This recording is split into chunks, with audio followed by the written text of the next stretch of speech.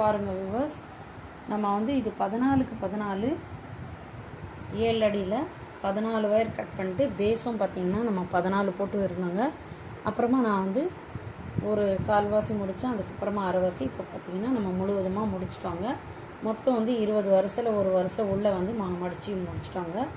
இப்போ இதுக்கு வந்து கைப்பிடி போட்டோன்னா டிஃபன் கேரியர் வந்து 3 அடுக்கு டிஃபன் கேரியர் பேஸ்கெட் வந்து ரெடி ஆகிடுங்க.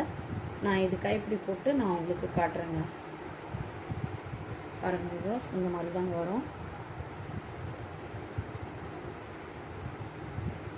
3 அடுக்கு டிஃபன் கேரியர் பேஸ்கெட்டுங்க.